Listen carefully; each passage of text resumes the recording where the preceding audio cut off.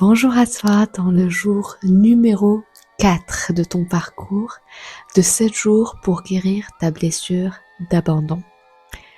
Très heureuse de te retrouver dans ce nouvel épisode. On va parler de mental. Et oui, la blessure d'abandon te permet de créer et de construire un mental serein et puissant. Et je vais bien te le démontrer dans l'épisode d'aujourd'hui. Comment vas-tu? J'espère que pour l'instant, ça avance bien de ton côté, que chaque épisode est pour toi un pas dans ton chemin de guérison de ta blessure d'abandon. En tout cas, c'est l'intention que je tiens à chaque nouvel épisode. On va parler de mental. On va parler de mental aujourd'hui. Et tu sais, comme je t'ai bien décrit dans mon programme Guérir ma blessure d'abandon, le but de ce programme a été qu'on fasse un travail complet, c'est-à-dire sur ton mental, tes émotions, ton physique, ton énergie, sur toutes les parties de toi. Et tu sais, si tu es peut-être habitué aux vidéos sur la spiritualité, sur le développement personnel, souvent on entend des personnes dire mais non, en fait, c'est juste le mental. Mais non, c'est juste une pensée. Ce n'est pas important, c'est uniquement le mental. Et des fois, on peut sentir dans certaines vidéos qu'on prend le mental de haut comme s'il était pas si important que ça, que on peut juste le mettre de côté, le négliger et se concentrer sur le moment présent, sur le corps, sur les émotions, sur l'énergie. Et ça suffit pour changer de vie, pour guérir toute blessure. À mon sens, c'est faux. Quand on fait un travail mental sans un travail émotionnel, ça ne sert pas à grand chose. Et quand on fait un travail émotionnel sans un travail mental, ça ne sert pas non plus à grand chose. Le travail mental est très important. Pourquoi? Hier, on a vu ensemble l'acceptation, la guérison émotionnelle. Et quand on fait ce travail d'acceptation, de guérison émotionnelle, sans reconditionnement mental, qu'est-ce qui se passe? C'est-à-dire que notre corps, notre énergie évolue, c'est parfait, on a fait un pas vers notre guérison émotionnelle et c'est super. Par contre, si tu as été conditionné pendant des années et des années durant toute ton enfance que, par exemple, tu n'es pas digne d'être aimé, la pensée va recréer l'émotion que tu as guérie. Je me répète, si tu as fait un travail émotionnel et tu as guéri une émotion, libéré une couche émotionnelle, c'est super.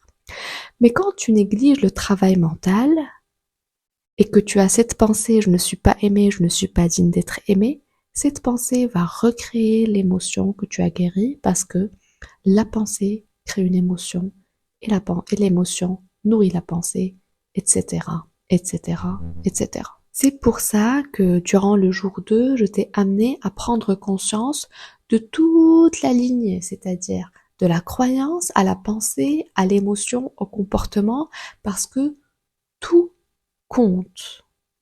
Toutes ces parties de toi comptent.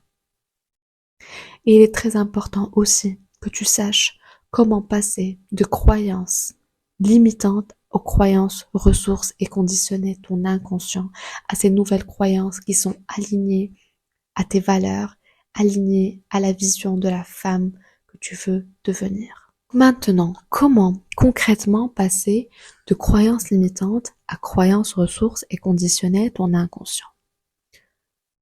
Une technique. Quoi que tu fasses, quel que soit l'outil, la répétition. Que tu choisisses tes affirmations positives, que tu choisisses une méditation, la répétition. Si tu te répètes, je suis aimé à 100% tel que je suis. Je suis aimé tel que je suis. Je suis aimé tel que je suis. Je suis aimé tel que je suis. Et que tu répètes ça encore, aujourd'hui et demain et demain. Et que tu ressentes en plus la vibration et l'émotion de cette affirmation. Là, tu commences à reconditionner ton inconscient. On parle souvent des affirmations positives comme si elles étaient, ouais, bof, elles ne changent pas grand-chose. Les affirmations positives, certes, ne changent pas grand-chose si on fait uniquement ça. C'est-à-dire, si on fait des affirmations positives le matin, je suis aimé, je suis aimé, je suis aimé, et on commence notre journée, et tous nos comportements prouvent le contraire de cette affirmation, et toutes nos émotions, toute notre énergie prouve le contraire de cette émotion, là oui, les affirmations positives ne servent strictement à rien. Par contre, quand il y a un travail total, c'est-à-dire, on fait les affirmations, et on se lève le matin avec une intention, avec une émotion haute, une vibration haute, et on commence et on fait de notre mieux pour que les comportements soient alignés avec cette affirmation. Là, l'affirmation va prendre toute sa place dans le processus de transformation de ta blessure d'abandon. Si tu es convaincu que tu n'es pas assez, quoi que tu fasses, quoi que tu donnes, tu auras toujours ce conditionnement à l'intérieur de toi. Par exemple, une femme qui est convaincue qu'elle n'est pas assez dans sa relation amoureuse, qu'elle doit être plus.